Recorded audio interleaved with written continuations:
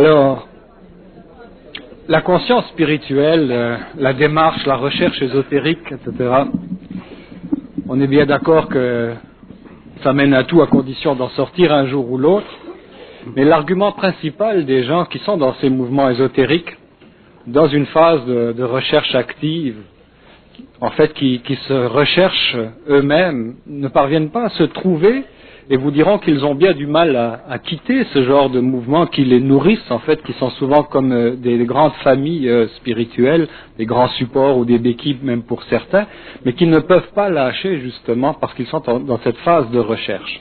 Le principal argument de ces gens, c'est que, après avoir écouté Bernard, c'est bien beau, tout cela, on le comprend, mais ça nous prendrait une preuve tangible. Il faudrait être en contact avec cet élément de parole et pouvoir le déclencher, avoir cette preuve un jour dans sa vie que ça existe, qu'on peut aller chercher les réponses de l'intérieur, les avoir soi-même, les réponses à ces fameuses questions-là, sans s'appuyer sur les béquilles des traditions ésotériques ou des systèmes de croyances ou de pensée, quels qu'ils soient. Alors qu'est-ce qui détermine le temps qui rapproche la personne de cette phase active là du contact avec et de l'expression de sa propre parole et des réponses à ces questions?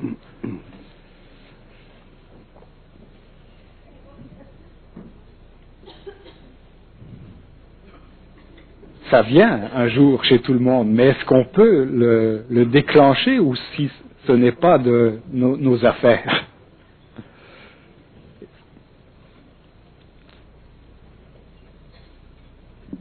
Comment vivre en attendant sans éléments de preuve concrète? Je crois que la preuve, on l'a tous les jours. On l'a tous les jours, la preuve, mais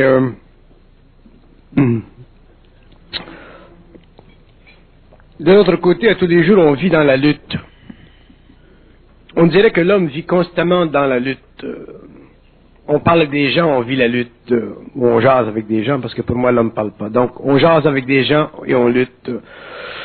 On vit le mental au niveau de la conception, on vit le mental au niveau de la connaissance, on vit le mental au niveau de l'approbation. Je crois que la première faille de l'homme, c'est de chercher l'approbation à l'extérieur de lui-même. À partir du moment où on cherche l'approbation d'une société, on s'infirme. Et l'ego est constitué psychologiquement en termes d'approbation, parce que l'ego, qui est un aspect insécure de la conscience totale, s'il ne sent pas une approbation de ce qu'il dit ou une confirmation de ce qu'il dit, il ne peut pas goûter de ce qu'il dit. Et chercher toute sa vie une approbation, ça peut être une campagne électorale. Il y a des gens dans le monde qui rencontrent des gens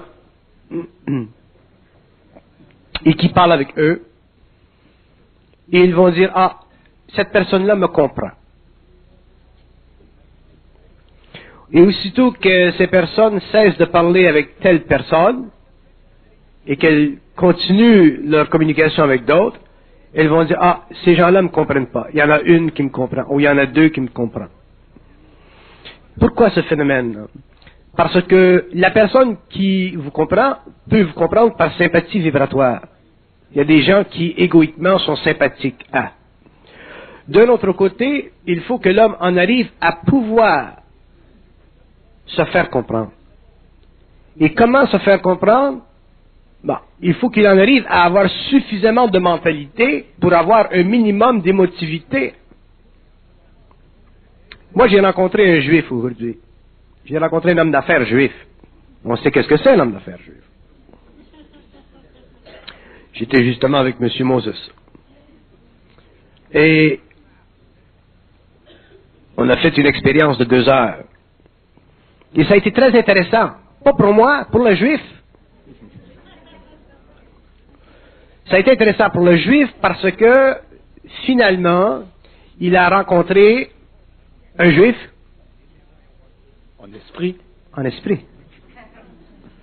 Donc, automatiquement, étant juif, il a pu apprécier ça. Mais nous, les hommes, nous n'avons pas tendance à... Nous manquons de centricité. Ça nous a été enlevé, la centricité. La centricité nous a été enlevée par les religions. Elle nous a été enlevée par les systèmes de spiritualité. Ça nous a été enlevé par le mysticisme.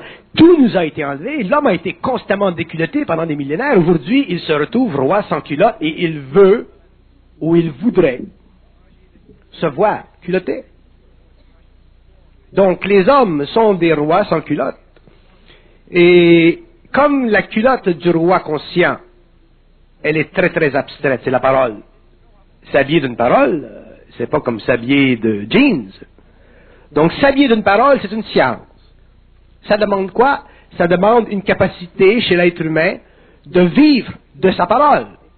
Et de ne pas simplement vivre de l'impression que créent d'autres personnes dans sa vie face à sa parole. Il y a des gens comme ça qui ont une certaine parole. Elle n'est pas puissante encore, elle n'est pas dans la totalité de sa puissance, mais ils vivent leur parole. Moi, il y a un type dans la salle, M. Daniel Ménard, il est là-bas. Ça, c'est un type qui il vit sa parole, il sent sa parole, elle part de son mental, sa parole. Et c'est un homme qui n'a pas de difficulté à sentir ce processus créatif de la parole. D'accord, il a des facultés suprasensibles, supramentales, astrologiques, et ainsi de suite, mais le phénomène demeure quand même que l'homme normal dans la rue a aussi cette parole, mais il a été mal éduqué. Il a été éduqué à faire référence toujours à l'extérieur, ce que les autres pensent. Vous ne pouvez pas parler en fonction de ce que les autres pensent. Les autres, la masse, on le sait, tout le monde le dit. L'homme l'a répété pendant des siècles, on a fait des fables, on a fait des récits ésotériques que la masse n'est pas capable de supporter le jugement créatif de l'individu. Ça a été la souffrance des initiés, ça a été la souffrance des grands inventeurs, ça a été la souffrance des créateurs, ainsi de suite. Donc pourquoi l'homme qui en lui-même est un créateur? Pourquoi l'homme qui en lui-même est un maître? Pourquoi l'homme en lui-même est un initié en potentiel sur la terre n'est pas capable de sentir finalement qu'il existe en lui un feu? Et que ce feu se reconnaît dans la mesure où lui, il est prêt à reconnaître et à supporter sa parole. Si les hommes n'ont pas de parole, c'est parce que les hommes ne sont pas prêts à supporter leur parole. Ils ne sont pas capables de supporter leur parole. Lorsqu'ils parlent et que le monde jase contre la parole, ils retirent la parole et ils commencent à douter de leur parole. Ça, c'est un phénomène humain. La flamme vient de s'éteindre. Automatiquement, la flamme vient de s'éteindre. Il n'y a pas un homme qui n'est pas capable de parler, mais aussitôt qu'il parle au début, même s'il balbutie au début, déjà le balbutiement c'est de la parole.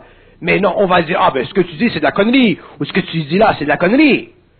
Mais pour lui c'est réel. Mais il va être obligé pendant des années de cultiver cette capacité en lui de supporter sa parole. Et nous ne faisons pas ça. Nous avons été éduqués à penser en termes de la majorité. Nous avons été éduqués à penser en termes du vrai et du faux. Il n'y a pas de vrai et de faux dans la parole. Ça, c'est le second obstacle. Dans la parole, le vrai et le faux n'existent pas, la polarité n'existe pas. Il y a une personne qui me demandait dans un séminaire d'éveillement, elle me disait, parce que je disais, bon, mais j'essaie de leur faire comprendre que les valeurs humaines sont toutes polarisées, la charité, l'orgueil, et ainsi de suite. Bon. Et la personne me demande, qu'est-ce que c'est l'infidélité? Et vous voulez que je parle sur l'infidélité? Et j'ai dit, l'infidélité, c'est... Je ne me rappelle pas tellement comment je lui ai dit ça, mais c'est venu au point que j'ai dit, l'infidélité, c'est quelque chose entre toi ici et toi là. Ton moi humain et ton moi cosmique.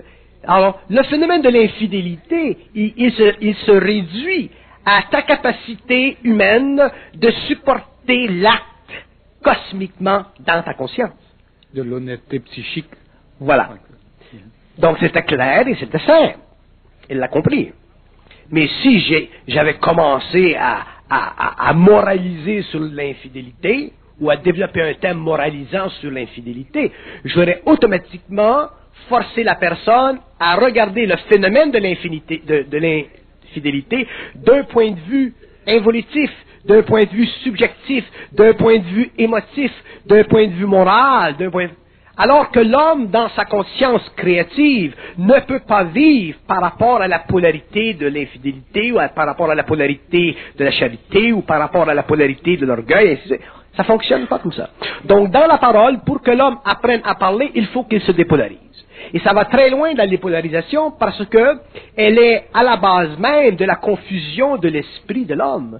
Si l'homme n'avait pas de polarité dans son mental, il aurait la parole. Donc, qu'est-ce qui tue la parole dans l'homme? C'est la polarité de son mental, donc la polarité reliée à la forme. Donc, que l'homme appartienne à une race, qu'il appartienne à une civilisation, qu'il appartienne à une religion, tout est polarisé. Donc, le moi humain n'est pas cosmique, il est planétaire, il est polarisé, il est fondé sur l'expérience des sens et le rapport des sens avec d'autres sens, donc il perd son sens. Il est incapable, l'homme, de percevoir la réalité de sa conscience, donc de parler créativement de ce qu'il sait, dans un continuum d'infinité, parce qu'il revient toujours aux deux principes fondamentaux de l'inconscience évolutive, qui est le bien et le mal. Si l'âme de l'homme du terrestre a été déchirée pendant l'évolution à cause des attributs forcés sur sa conscience par les forces arimaniennes et les forces lucifériennes, ça a été justement pour maintenir constamment le déséquilibre dans l'expression de l'ego. Et ce déséquilibre a servi à l'évolution de l'âme, mais d'un autre côté, il a empêché que l'homme fonctionne au niveau de l'esprit. Il a empêché que l'homme puisse finalement faire la synthèse du bien et du mal. Si l'homme avait fait la synthèse du bien et du mal, nous n'aurions pas aujourd'hui, dans la chrétienté par exemple, ou chez les peuples chrétiens, cette défiguration psychologique de l'ego. Si l'homme n'avait pas été prisonnier de la dualité du bien et du mal, donc si l'ego n'avait pas été polarisé, sa parole aurait résonné extrêmement clair dans le monde mental de sa conscience. Donc l'homme aurait aujourd'hui une parole puissante, une parole qui probablement au cours des siècles serait devenue tellement puissante qu'elle aurait permis que la matière lui obéisse. Mais non, la matière n'obéit plus à l'homme parce que l'homme n'est pas capable lui-même d'obéir aux lois de sa propre conscience. Lorsqu'il obéira aux lois de sa propre conscience, sa matière, avec le temps, en arrivera elle aussi à obéir à sa parole. Donc l'homme est un être qui est déchiré par la polarité, et lorsque je dis que l'homme sur la terre n'a jamais parlé, que le verbe n'existe pas chez l'homme, c'est que la parole de l'homme, elle est polarisée. L'homme ne peut pas, en conscience, détruire l'unité de sa réalité.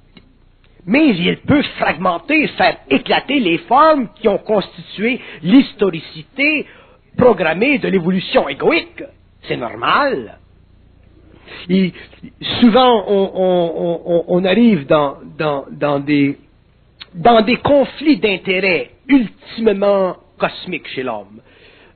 Dans ce sens que il y a des vérités, des faussetés qui font partie de notre mentalité, et ces vérités et ces faussetés-là, on fait toujours le jeu de la réflexion.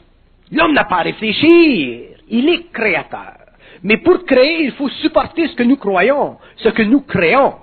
Si nous croyons ce que nous supportons, nous sommes finis, nous devenons en potentiel des fanatiques. Donc, pour moi, l'être humain, si vous le mettez dans une ambiance extrêmement chaude, extrêmement bouillante, qui est équivalent, par exemple, aux guerres de religion, il devient facilement fanatisable. La parole, c'est le pouvoir de l'homme. Ce n'est pas simplement la capacité expressive de l'ego. La parole, c'est l'outil que l'homme nouveau aura pour cesser d'utiliser le corps astral pour aller et investiguer les archives akashiques. À travers la parole, l'homme, utilisant le plan mental, sera capable de se pourvoir par lui-même, pour lui-même et de lui-même, de ce qu'il a de besoin de savoir dans le monde pour extraire de l'infinité les différentes notions qui construiront avec l'évolution une civilisation capable de lui apporter autant sur le plan matériel que sur les plans subtils les notions nécessaires à la configuration psychique de son moi, éternel et immortel. Mais pour ça, il a besoin de se défigurer psychologiquement. Il y a dans l'homme une nature psychique qui est infinie, mais qui est astralisable.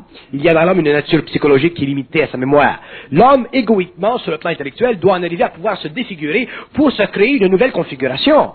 Mais qu'est-ce qui va défigurer l'homme? Qu'est-ce qui va défigurer l'aspect mental de l'ego intellectualisé par l'histoire? C'est sa capacité créative au niveau de la parole de supporter ce qu'il sait au-delà de la polarité. Mais ça demande une force intérieure.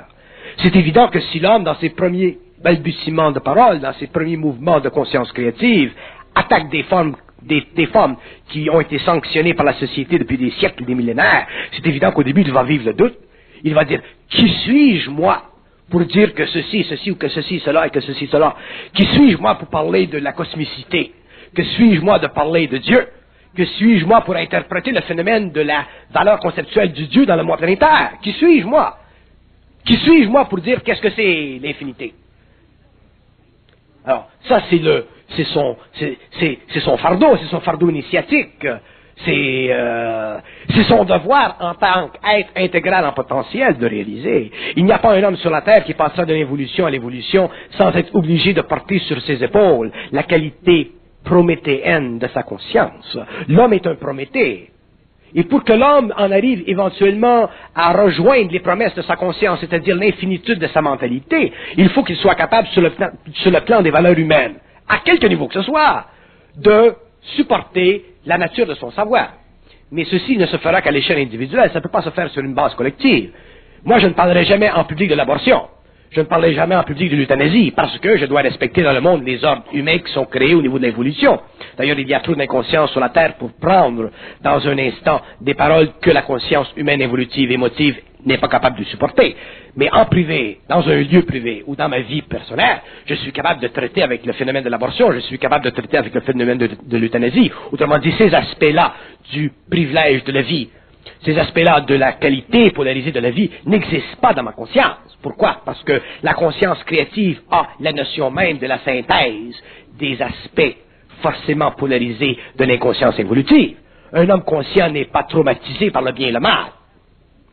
Donc, l'homme nouveau, pour en arriver à la constitution de sa parole, au développement de sa parole, il va être obligé d'apprendre à cesser de jaser. Cesser de jaser veut dire quoi? Il va être obligé un jour d'arrêter de se prendre au sérieux. Parce que c'est dans le sérieux de la jasette, ou c'est dans le sérieux de la parole évolutive que l'homme découvre qu'il est insécure, égoïquement. C'est dans la jasette et l'insécurité de la polarité que l'homme est obligé de vivre une recherche spirituelle qui ne finit plus, qui passe d'une école à une autre école, d'une école à une autre école, d'un maître à un autre maître. Donc, pour que l'homme en arrive finalement à passer de la jasette à la parole, autrement dit à la parole morte à la parole vivante, autrement dit au verbe, pour qu'il en arrive à actualiser sur le plan matériel la constante humaine, créative, psychique, mentale et absolue de son moi qui, en lui-même, est éternel, il faut que l'homme, en tant que Prométhée, puisse, sur le plan de sa conscience humaine, supporter toute la charge de cette décharge d'énergie qui est la parole. Si l'homme n'est pas capable de supporter la charge de sa parole, la dose de sa parole, et qu'il n'est pas capable de subir, quand il parle, toute la réflexion qui vient du monde, des nations, des consciences raciales, ainsi de suite, et qu'il s'écrase dans un coin de la petitesse de son homme planétaire, à ce moment-là, il est absolument inutile pour lui de continuer à faire de la recherche spirituelle. Il va simplement faire engraisser les coffres des maîtres, il va simplement faire rembourrer les oreilles extrêmement déjà soufflées de l'ésotérisme et de l'occultisme. Donc, sa parole doit avoir ses racines dans son feu ou dans cette force intérieure, là, dans laquelle il n'y a pas de polarité. Très juste. Et je m'excuse si j'ajoute à ce que vous dites, parce que ce que vous dites est important. Sur la planète Terre, on ne fait pas la distinction entre la force intérieure et la volonté. Il y a une très grande différence entre la force intérieure et la volonté. Un être peut avoir de la volonté parce qu'il est né d'une bonne famille, il a été donné de bons outils, il est allé à l'école. Donc, il lui est facile de manifester de la volonté dans le monde. Parce que déjà, sur le plan de la personnalité, il est bien cousu. Tandis que la force intérieure, ce n'est pas quelque chose que l'on va chercher chez Eaton. La force intérieure, ça fait partie de l'être, ça fait partie de l'âme, ça fait partie du contact génératif de l'esprit et de l'âme. Et il y a dans l'homme nouveau une force intérieure qui est plus grande que la volonté. Et éventuellement, la volonté deviendra créative, et à ce moment-là, la volonté créative et la force intérieure seront une. Mais un homme qui a de la volonté n'a pas nécessairement de force intérieure. Mais un homme qui a de la force intérieure n'a pas nécessairement aujourd'hui de volonté parce qu'il n'a pas les outils, mais demain, un jour, il en arrivera à avoir cette volonté parce que les forces de la vie ne peuvent pas écraser un homme qui a de la force intérieure, alors que les forces de la vie peuvent s'abattre contre un homme qui a de la volonté et il peut facilement se rendre compte qu'il n'est plus capable d'aller plus loin. Donc, la force intérieure, elle est nécessaire à la parole fait partie de la force intérieure, la parole augmente la force intérieure, et la parole éventuellement permet à l'homme de découvrir qu'il a aussi une grande volonté créative. Mais si l'homme vit sa conscience mentale au niveau de la jasette, il va pouvoir se gonfler, il va pouvoir se dégonfler, il va pouvoir aller extraire de tout ce vocabulaire ésotérique des notions particulières qui semblent lui donner sur le plateau social une certaine conscience avancée. On va dire à lui, ce bonhomme-là, il n'est pas de réincarnation, il est fantastique, blablabla. Mais dans le fond, tout ceci, c'est du cosmétique. Et si on regarde le monde, si on regarde dans le monde, les gens qui se sont trop rapprochés de l'occultisme et de l'ésotérisme, on s'aperçoit qu'il y a beaucoup de cosmétiques. Il y a des gens inconscients dans le monde, et je parle des gens inconscients, qui vont mourir inconscients, mais qui ont de la force intérieure, qui sont plus près de leur réalité que des gens qui ont vécu pendant des années et des années dans une recherche spirituelle. Je prends un exemple que tous les gens connaissent. Comment elle s'appelle? Mère de Calcutta. Teresa. Mère Teresa. Ce sont des gens ce sont des êtres spirituels. Ok, ça marche. Mais ils ont une force intérieure. Il y a des hommes que nous ne connaissons pas, qui vivent dans les ghettos de la vie et qui ont vécu, qui ont passé à travers des expériences énormes, qui auraient détruit beaucoup de volonté, mais ils avaient une force intérieure. Donc l'homme nouveau, avec une conscience plus agrandie, plus avertie, plus raffinée du réel à cause de sa conscience, est allié à une force intérieure, pourra faire des choses extraordinaires au niveau de la parole. Mais il ne pourra jamais avoir la parole s'il ne sent pas en lui-même cette force. Bon, cette force intérieure, comment est-ce qu'elle s'identifie, peut-être de façon psychologique ou psychique au début, là, et comment cette force intérieure peut devenir une conscience force, avoir conscience de cette force? Cette force intérieure devient conscience force quand la parole est créative. À partir du moment où la parole devient créative, à partir du moment où l'homme est capable d'utiliser sa parole comme auparavant il utilisait ses pensées, à partir du moment où la parole devient pour l'homme réellement une épée. Quand la parole devient une épée qu'il utilise et qu'il rend créative, cette énergie interne, cette force intérieure, devient totalement utilisée chez lui. Et elle fait partie de lui, elle fait partie de sa parole, et il y a une union entre cette force et la parole. Mais l'homme ne peut pas jouer de l'épée. Je connais des gens qui sont dans l'ésotérisme ou qui sont dans les sciences occultes et qui jouent de l'épée. On peut facilement jouer de l'épée du maître. Mais on peut facilement aussi rencontrer un jour des gens, des hommes sur la terre, qui, devant l'épée du maître, vont rire. Ils vont éclater un rire tellement puissant que l'épée va se fracturer. Moi, j'aurais crainte aujourd'hui. Dans le temps passé, oui. Mais aujourd'hui, dans le monde, j'aurais crainte d'être un maître. Si j'avais la conception mentale, spirituelle, ésotérique ou occulte d'être un maître, j'aurais peur aujourd'hui de vivre cette mini-conscience. Et je vais vous dire pourquoi. Parce que je sais qu'il y a des hommes, et quand je parle des hommes, je ne parle pas nécessairement d'hommes matériels. Il y a des hommes dans la conscience de la Terre, dans les terres de la Terre, qui sont d'une telle puissance vibratoire que le maître qui les rencontre devient automatiquement un enfant. Il devient automatiquement brisé dans sa maîtrise. Il devient automatiquement déspiritualisé dans sa conscience. Il devient automatiquement brûlé dans sa mémoire. Donc, La parole, c'est un outil qui vient vers la terre présentement, qui fera partie de la puissance créative de l'homme nouveau, et c'est à cause de la parole que l'homme nouveau n'aura plus à vivre d'initiation astrale. Son mental sera déjà en harmonie vibratoire avec le double, et son mental sera déjà la partie créative de son cerveau éthérique. Donc l'homme n'aura plus besoin d'un véhicule inférieur qui est le corps astral. Il n'aura même pas besoin de sortir de son corps pour savoir. C'est la différence entre l'involution et l'évolution. C'est la différence entre l'initiation solaire ancienne et l'initiation solaire présente. L'homme nouveau n'aura plus besoin de sortir de son corps. Lorsqu'il sortira de son corps, ce sera éthériquement. Et lorsqu'il sortira de son corps éthériquement, ce sera la fin de la civilisation telle que nous la connaissons. Donc, la parole, pour lui donner la personnification la plus précise, la plus juste que je puisse présentement, c'est le feu cosmique dont parlait Alice Bailey. Mais c'est un feu cosmique qui ne sera pas réalisé spirituellement, comme le préconise l'évolution spirituelle de la doctrine occulte.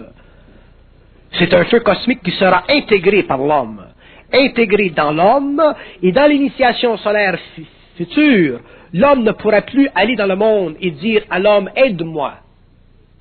Il lui sera donné les clés de l'évolution, qui sont très simples, et il sera, à partir du moment où il lui sera donné les clés d'évolution, il sera obligé lui-même de supporter l'ouverture de la porte et de sentir le gaz chaud du feu cosmique qui va entrer dans son système psychique et qui va faire éclater en lui la mémoire, qui va scinder l'âme ancienne de l'âme moderne, qui va éliminer de l'âme nucléaire toutes les accumulations poussières de la mémoire évolutive et qui va permettre finalement à l'homme, en tant qu'égo, de vivre l'unification totale avec un principe cosmique et de ressusciter complètement de l'astral et de ne jamais mourir, c'est-à-dire de ne jamais retourner à l'astral.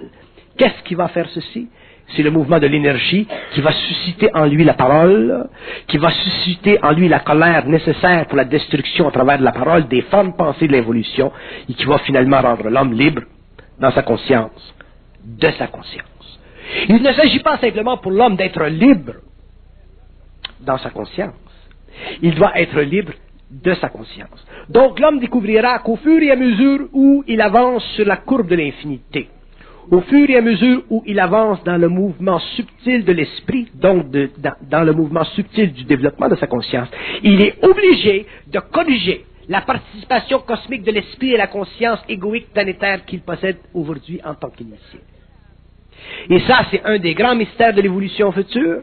C'est une des grandes notions que l'homme nouveau par lui-même découvrira. Mais comment les découvrira-t-il? Par la parole. Il y aura des hommes qui parleront avant d'autres. Il y aura des hommes qui parleront des siècles avant d'autres. Il y aura des hommes qui parleront des décennies avant d'autres. Il y aura des hommes qui parleront des jours avant d'autres. Mais les hommes parleront avant d'autres. Et ceux qui viendront ensuite pourront partir de ces paroles et accumuler de sorte que la roue initiatique, la roue occulte, la roue de la conscience sera fracturée dans l'éther mental de l'homme nouveau sur la terre. Donc, quand vous regarderez les hommes dans 150 ans, dans 200 ans, dans 300 ans, vous ne regarderez plus des hommes qui ont dans leur esprit, dans leur conscience, une capacité psychologique et psychique de s'instruire. Vous regarderez des hommes qui ont la capacité vibratoire de faire moduler à la volonté, dans l'instantanéité, les différents niveaux d'esprit qui composent les 7 niveaux de la création.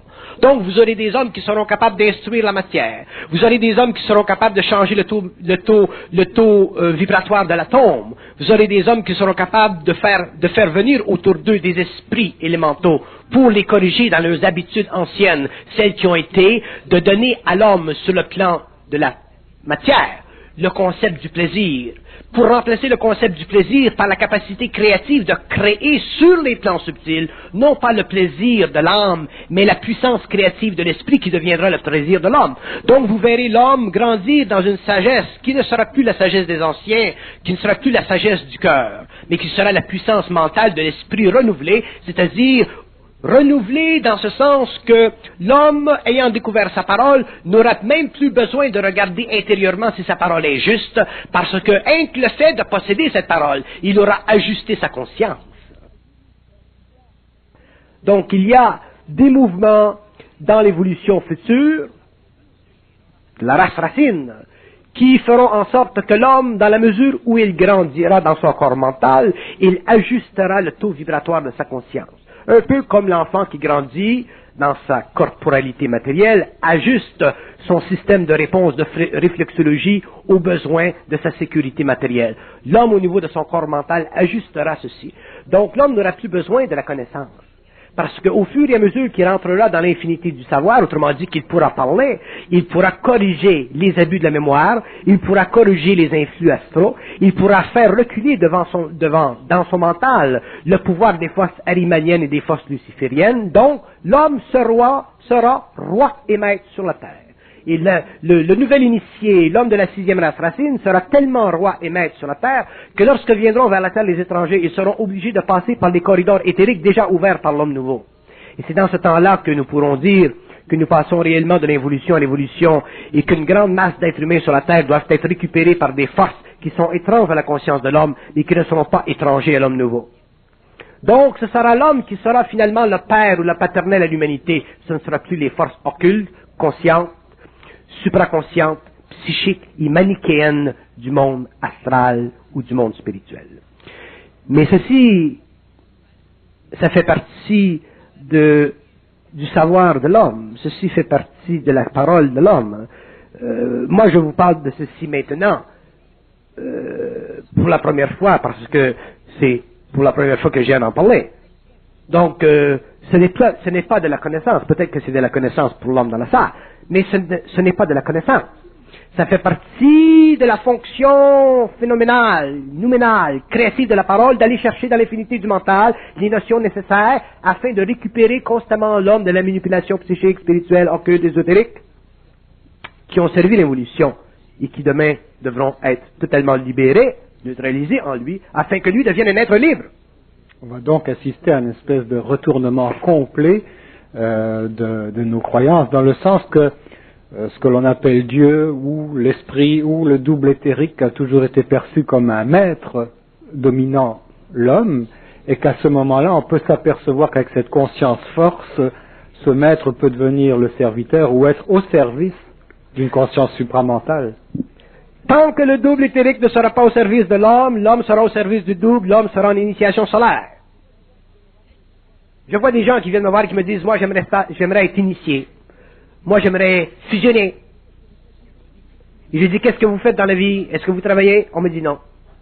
Je fais de la recherche. Et votre femme, qu'est-ce qu'elle fait? Elle s'emmerde? Vos enfants, qu'est-ce qu'ils font? Ils n'ont pas de quoi à vivre. Et vous, vous faites de la recherche? L'homme fera du double son associé. Ça va très loin, ça. Ça va très loin. Ça va très loin.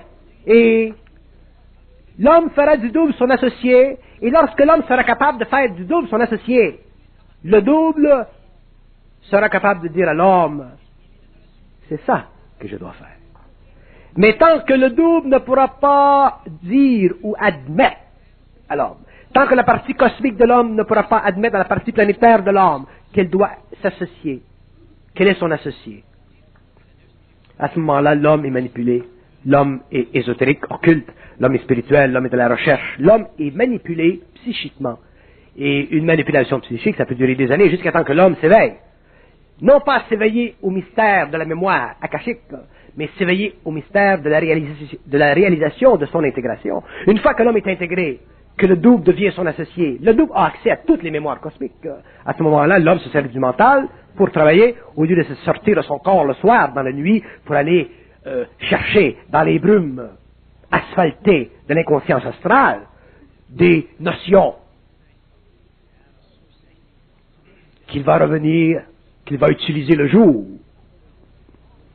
Est-ce que ça veut dire que s'il y a sur la Terre une personne représentative de cette association-là avec le double cosmique, est-ce que ça veut dire que ça peut aller jusqu'au point où il peut retenir des événements planétaires? Ça veut dire que dans la mesure où l'être sur la Terre devient totalement unifié à ce principe, cet être-là, ou ces êtres-là, sont responsables de la destinée évolutive de la race. Donc, il existera dans la conscience universelle de l'homme nouveau un élément supérieur à ce qui existait dans la conscience christique du Nazaréen. Le Nazaréen ne pouvait pas, dans sa conscience christique ou cosmique, interférer avec l'évolution de la race parce que il devait donner à la race un principe qui est le principe de l'amour afin d'enlever la vieille inimité des races qui avait été coagulée au cours de l'évolution. Par contre, l'homme nouveau qui représentera dans la fusion non pas le principe de l'amour, mais qui représentera sur la terre le principe de l'intelligence, sera obligé de manifester sur la terre ce que j'appelle l'âme de l'empire humain. Autrement dit, l'empire humain doit être manifesté sur la terre au cours de l'évolution, et c'est la fonction de l'homme générée par le principe de l'intelligence qui fait partie de l'évolution qui permettra ceci. Et pour que l'homme en arrive à établir sur la terre des ordres cosmiques qui conviennent à la réalité créative de la conscience planétaire mondiale, il faut que l'homme ait une conscience moroncière. Pour qu'il ait une conscience moroncière, il faut qu'il soit totalement associé au double. L'homme ne peut plus maintenant être dissocié occultement ou spirituellement du double. L'homme n'a plus le temps d'aller dans le plan astral la nuit et revenir avec des notions de grandeur de l'infinité. Il est obligé d'actualiser dans la matière, dans la civilisation, dans le corps de l'être-té de la mémoire planétaire en évolution, l'instantanéité de cette énergie. L'homme n'a plus le temps de faire de la recherche spirituelle pour donner à l'homme des notions de l'invisibilité de sa conscience. L'homme est obligé maintenant d'actualiser instantanément ce qu'il est, ce qu'il sait cosmiquement. C'est pour ça que vous regarderez l'homme nouveau dans 10 ans, 15 ans, 100 ans, 150 ans. Cet homme sera dans la science, il sera dans la médecine, il sera dans la politique, il sera dans l'organisation mondiale de la principauté créative d'une collectivité nouvellement réorganisée, à un statut universel et s'appliquant à la formation d'une nouvelle race racine qui sera la prochaine race mentale de la Terre. Mais toujours en respectant les lois des anciennes races, mais toujours en allant de l'avant dans l'expropriation sur la Terre des territoires psychiques qui ont été occupés pendant l'évolution par les fosses alimaniennes et les fosses lucifériennes. Mais c'est par la parole que l'homme fera ceci. Pensez-vous que l'homme peut penser à tout ceci? Pensez-vous que l'homme peut penser? L'homme ne peut pas penser à l'infinité. Il devient dingue. Mais l'homme peut parler l'infinité. Parce qu'en parlant l'infinité, il la sort de son système. Si vous prenez de l'eau qui rentre dans un robinet et que vous fermez le robinet pour que le robinet puisse penser l'eau, le robinet va sauter. Il y aura trop de pression dans le système. C'est la même chose pour l'homme nouveau. L'homme ne pourra pas contenir toute cette énergie. Il sera obligé de parler. Et l'homme qui se conscientise va réaliser ce phénomène. Parce que nous en arrivons au début de cette transmutation de la conscience à réaliser que finalement, nous parlons, nous avons parlé, l'homme devient une vieille femme. L'homme deviendra une vieille femme. Il voudra parler, il aura le mal de parler, il aura la diarrhée de parler, il s'enivrera de parler. Et finalement, il pourra commencer à réaliser que, il dit des choses. Et là, il sera orgueilleux au début de parler. Il dira, moi je sais des choses. D'abord, Montréal avait raison. Oh, quel homme. Donc, l'homme va continuer comme ça. Et un jour, l'homme va s'écœurer de parler parce qu'il va réaliser l'infinité de la parole. Donc, finalement, l'homme va commencer à se taire. Et petit à petit, le silence va devenir sa seule plénitude. Et de temps à autre, il va rencontrer des gens avec lesquels il va aimer parler, mais ça va être tellement facile de parler avec ces gens que finalement le silence deviendra finalement auditif. Et l'homme pourra parler, on parlera, et ce sera le fun. Mais on parlera plus simplement des sphères, on parlera de finance, on parlera de politique, on parlera de science, on parlera de médecine. Mais l'homme sera obligé de souffrir un petit peu de la parole. Et vous sentirez un peu de petite névrose cosmique. Il sera donc obligé de descendre cette conscience dans la matière jusque dans son milieu professionnel, jusque dans les affaires, comme vous dites.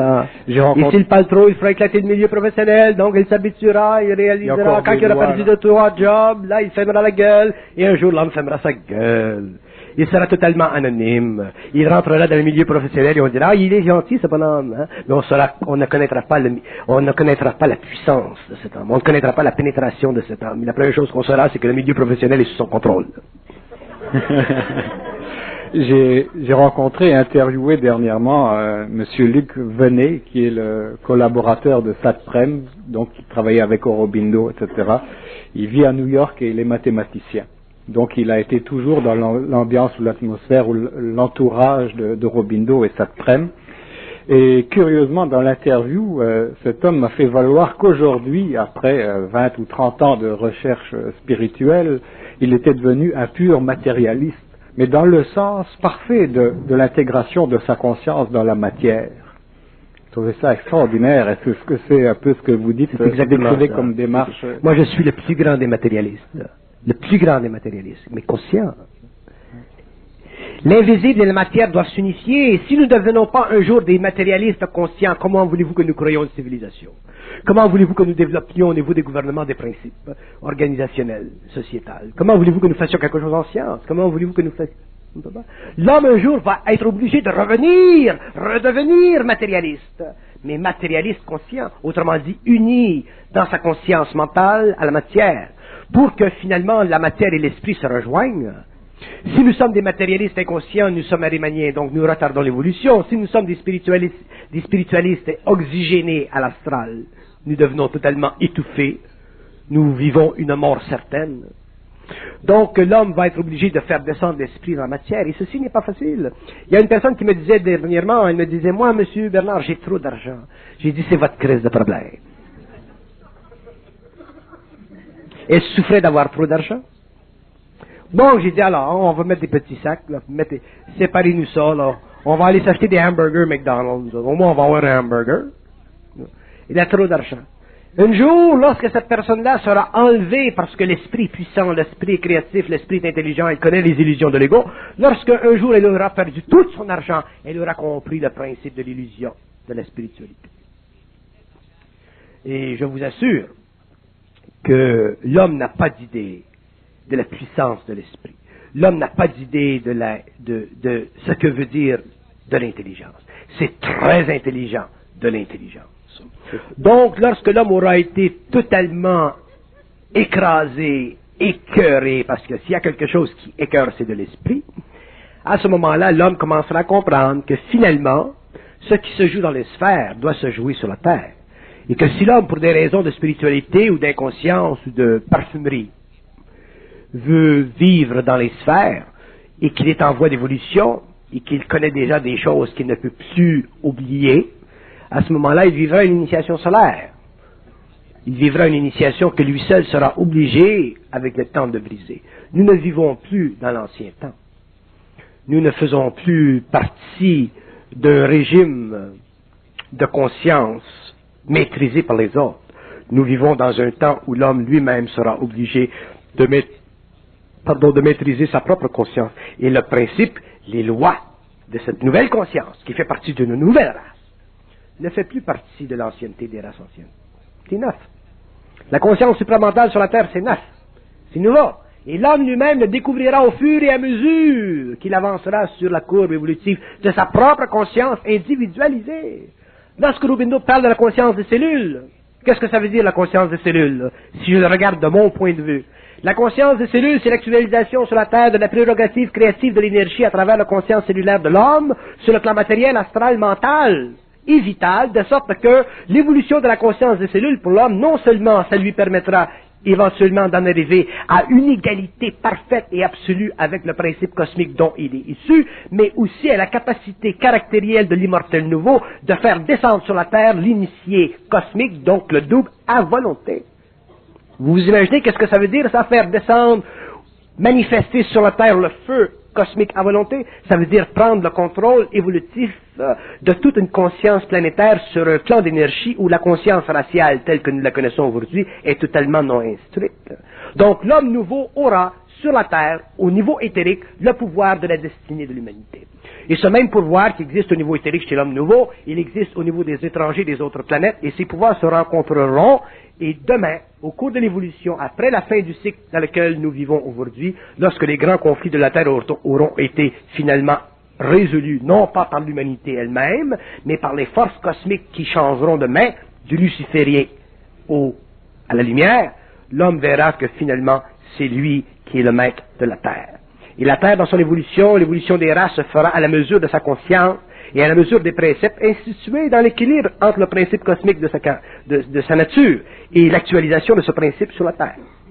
Lorsque le Christ disait, ce n'est pas moi qui vis, c'est le Christ qui vit en moi, le Nazaréen, quand il disait ça, il expliquait exactement le même principe. C'est le principe cosmique qui vit dans le principe matériel, et le principe matériel utilise le principe cosmique pour faire sur le plan matériel ce qu'il a à faire. Il disait, le Père et moi sommes un. Voilà, le Père et moi sommes un. Le Père, c'est le double.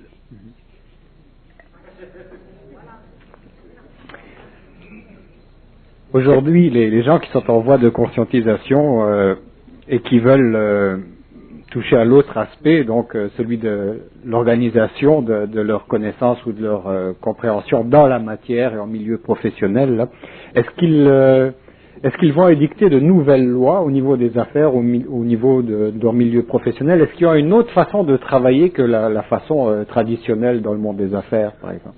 Oui. L'homme nouveau sera tellement créatif, mais tellement créatif, que tout ce qu'il regardera dans le monde organisationnel de l'évolution, il sera capable de réorganiser. Il ne va pas réinventer la roue, l'homme nouveau. Il va réorganiser, il va donner une autre vibration. Et dans le monde des affaires, dans le monde de la société, dans le monde matériel, il va infuser la forme. Et cette infusion de forme sera instantanée. Les hommes seront surpris de cette capacité créative de générer. Pourquoi? Parce que il ne sera plus limité par la liaison de l'émotion et du mental. Il n'aura plus d'insécurité. Donc, libéré de son insécurité dans le monde professionnel, il pourra faire des choses absolument extraordinaires. Mais ceci demandera qu'il en soit arrivé à une conscience. Et lorsqu'il aura cette conscience, cette sorte d'anonymat de conscience, il pourra travailler avec les hommes de l'évolution, faire des choses intéressantes. Moi, j'ai rencontré ce juif après-midi, j'ai eu beaucoup de plaisir. Parce que même le juif, il a une sensibilité. Seulement, il y a tellement de mots, il y a tellement de juiveries dans toute la conception mentale, que si on ne vit pas à partir de notre force intérieure, ben, on est enjuivé. Mais si vous vivez de cette force intérieure, et que vous sachez que l'homme lui-même a sa propre force intérieure, et que vous faites une connexion au-dessus de toute l'illusion de la personnalité juive, vous avez un bonhomme absolument extraordinaire. Vous pouvez faire des affaires avec lui, et on vous respecte, et on n'a pas le choix parce qu'on a une force intérieure. Mais le monde des affaires est reconnu comme un monde dans lequel il n'y a aucun principe moral ou aucune honnêteté, etc. Est-ce que ces choses-là vont changer? Dans le monde des affaires inconscients, il n'y a pas d'honnêteté et de moralité, parce que le monde des affaires inconscients est régi par les forces arimaniennes. Alors que le monde de la matière de l'homme conscient sera régi par les forces créatives de la lumière. Donc, le principe de la moralité, le principe de la moralité n'existera même pas. Tout sera créatif. L'homme sera créatif. Le juif aujourd'hui, moi j'aime beaucoup les juifs. Le juif aujourd'hui, quand on s'est laissé, il m'a dit, vous êtes un homme très intéressant, très correct. J'ai dit, je ne suis pas correct. Je ne suis pas un homme correct. Parce que ça, c'est l'invité à me dire des mots qui, pour moi, ne sont pas réels. J'ai dit, je ne suis pas correct. Je suis réel. Alors, je me suis levé, et je suis arrivé comme ça. Je l'ai pris par les lapels, je l'ai regardé dans les yeux. J'ai dit, moi, je suis réel. Je me fous d'être correct, bonhomme. Je suis réel. Si j'étais pas réel, je ne pourrais pas faire ça. Vous comprenez? Il dit oui. Donc, on se laisse imposer des notions par les hommes. On se laisse constamment imposer des notions. Ah, vous êtes gentil, vous êtes bon, vous êtes... Si quelqu'un me dit que je suis bon, ça veut dire que aussi, comme c'est polarisé, je peux être l'opposé. Ouais. Moi, je déteste que les gens me disent, ah, vous êtes bon, parce que je sais qu'il peut se dire que je suis pas bon. Si on me dit que je suis charitable, on peut avoir la notion qu'il n'y a pas un homme de parfaitement charitable, donc il doit y avoir en lui aussi du je sais pas moi, du requin. Ouais, bon. Alors, je veux pas, j'ai peur que les gens me disent, ah, tu es bon, tu es charitable, je veux pas savoir. Mais qu'on me dise que je suis intelligent créativement, ou qu'on me dise que je suis réel, ça pour moi, c'est le plus grand compliment qu'on peut faire à une conscience humaine. Mais ce n'est pas à moi qu'on le fait, on le fait à la conscience humaine. Donc, chaque fois que le juif me dit, ah ben, vous êtes gentil, vous êtes honnête, ça veut dire que, il se passe des choses dans les business. Je vais lui dire, je suis pas honnête. Je n'aime pas qu'on me dise que je suis honnête, ça m'insulte. Qu'on me dise que je suis réel. Là. Mais les hommes n'ont pas ce vocabulaire. Donc, moi, je suis obligé de l'utiliser pour détruire son concept de la polarité de l'honnêteté, pour qu'il sache que je ne suis pas intéressé à être honnête ou déshonnête. Je suis intéressé simplement à être. Point final. Maintenant, signe. Est-ce qu'on peut avoir du fun dans les affaires? Ah, c'est extraordinaire. Demandez à Donald Moses. Demandez à la corporation que nous sommes en train de former présentement. C'est absolument inouï. Inouï. On passe notre temps à former des nouvelles compagnies. On est rendu à combien, là? Combien? 15 ans. Et les gens disent, 15 compagnies, waouh! Facile. Et ça, c'est le début. On va pas rester avec 15 compagnies, c'est passé. On en fait des compagnies parce qu'il y a de l'énergie, d'énergie, d'énergie, d'énergie, d'énergie, d'énergie, d'énergie. Ouais. On va dans tout, hein. Mais ces compagnies sont-elles sous votre contrôle total? Elles sont sous le contrôle de l'énergie créative qui est synthétisée dans un comment est-ce qu'on appelle ça? Un board of directors? Il y a un board of directors. Ça prend un ordre, les gérants de banque ou les gens qui disent comment ça fonctionne cette compagnie-là. C'est pas dans l'astral. Il y a un board of directors, des avocats, mais les avocats on rentre tout le monde. C'est plaisant. Et chacune de ces compagnies, est-ce qu'elle est autonome? Est-ce que ça Toute compagnie est autonome. Ouais, toutes les compagnies sont autonomes. Vous avez quelque chose, vous avez une idée formidable, on dévie avec nous. Pouf, vous faites vos affaires, nous autres, on vous donne le support. C'est comme ça que ça fonctionne. Bon, alors, si j'ai une expertise dans un domaine, mais j'ai un manque dans l'autre, vous allez avoir un studio. Oui. Vous voulez avoir un studio, vous aurez votre studio. Fait que quand vous avez votre studio, vous appelez ça, je ne sais pas comment vous appelez, Payotte. Vous avez studio Payotte incorporé, vous vous connectez à nous autres, on vous donne la logistique, vous avez votre studio, puis on s'amuse. C'est comme ça. L'autre a une autre compagnie d'argent, on greffe. Donc, automatiquement, tout le monde, il n'y a pas de patron, tout le monde est créatif, tout le monde a du plaisir. Moi, quand je vais au bureau, je vais voir les amis, ça n'a plus d'allure. On est obligé, on pleure quand on se laisse, parce qu'on a tellement de fun à travailler. C'est pas une affaire d'arriver à 9 à 5 le matin, t'arrives quand tu veux. C'est pas une affaire de perdre ta job, t'en as pas de job. C'est du travail à la carte. C'est du travail à la carte. Mais le prix est établi par nous. Ah, c'est formidable. J'aimerais entendre leur avis. Moi, j'aimerais savoir s'ils ont autant de fun de travailler avec vous. Donald, il travaillait pour une compagnie, il travaillait pendant des années pour une compagnie à Montréal, il faisait un très bon salaire, ainsi de suite. Et à la fin, quand il a laissé, c'était sa mort d'aller travailler. Pourtant, il avait un bon salaire, ainsi de suite. Mais il vient à un point où l'homme conscient il ne veut plus travailler, il veut œuvrer. Ou travailler consciemment, c'est œuvrer. Donc, c'est commencé. Mais, naturellement, on ne peut pas travailler avec n'importe qui, parce qu'on ne peut pas polluer cette... Bon, mais qu'est-ce qui détermine la participation dans ces affaires-là, telles que vous les voyez? C'est vibratoire. Si une personne a une sensibilité interne, qui est suffisamment balancée, là, pas un gaga, là, tu sais, à ce moment-là, on a du fun, mais il faut que le gars ait les pieds à terre. Si quelqu'un vous approche avec un projet, qu'est-ce que vous faites avec ce projet? On va lui dire, bon ben, décris-nous tout ton projet. Si le gars est capable de décrire tout son projet, avec tout, là, il nous amène, ça a du bon sens, le projet, on peut le faire, on peut travailler avec lui. Mais, d'un autre côté, il faut que lui-même soit très, très balancé. S'il n'est pas balancé, il ne pourra pas, il va être obligé d'attendre 1 an, 2 ans, 5 ans, 10 ans, 200 ans. Mais quel avantage il a à travailler avec vous plutôt qu'à travailler seul? Parce qu'on devient tellement sensible avec l'évolution de la conscience qu'il vient à un point où on ne veut plus travailler. On ne veut plus travailler. On veut créer des affaires. Mais on ne veut pas faire des affaires. On va avoir du plaisir tout le temps. Sans ça, c'est une job. On ne veut pas travailler. Mais on veut créer des affaires. Autrement dit, on veut rencontrer du monde, des gens qui ont il y a des gens, bon, on a rencontré un inventeur. Do you have the pamphlet here? On a rencontré un inventeur il y a quelques mois, l'an passé. Un type qui avait travaillé d'arrache-pied à construire un genre de machin pour monter une maison. Et quand on l'a rencontré, le type était déjà 75 000 piastres en dette. Tu fais pas des affaires avec un gars qui est 75 000 piastres en dette. Tu enlèves ses dettes d'abord. Ça, c'est la première chose à faire, pour qu'il relaxe.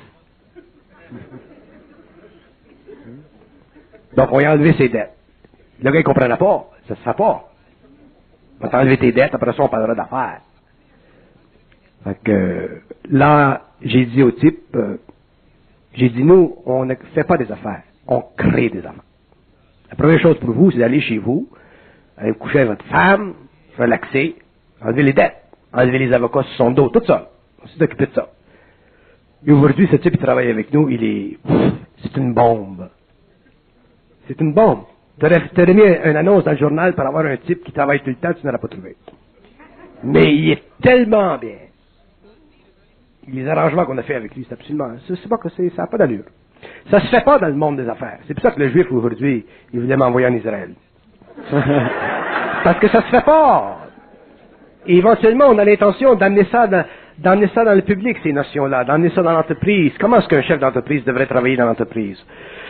Qu'est-ce que c'est? Il faut que l'homme crée de nouvelles conceptions. Les gens sont arrivés, ils sont totalement bloqués. Il y a plus, ça respire plus. Les patrons, les présidents respirent plus, les vice-présidents respirent plus, les employés respirent. Il n'y a personne qui respire. Il y a seulement les Japonais qui transpirent.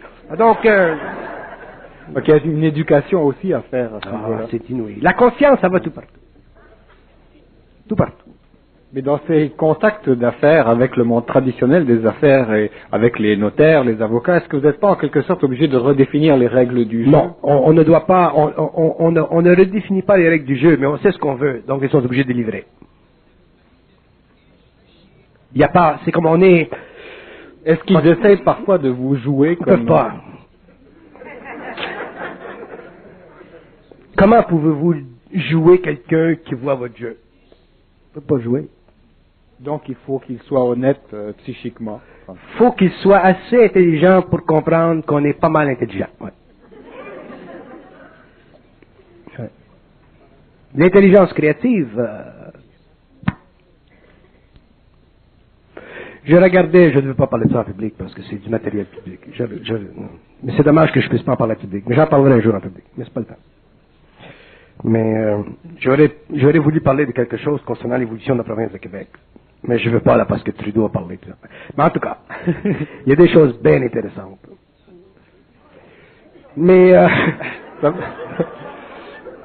ça pourrait faire l'objet d'une conférence. On appellerait ça l'avenir du futur. Non. Mais ça s'en vient bien au Québec.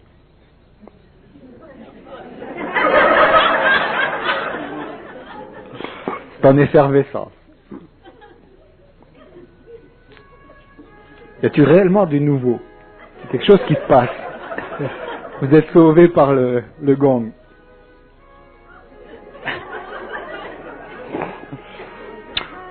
En tout cas. Merci infiniment.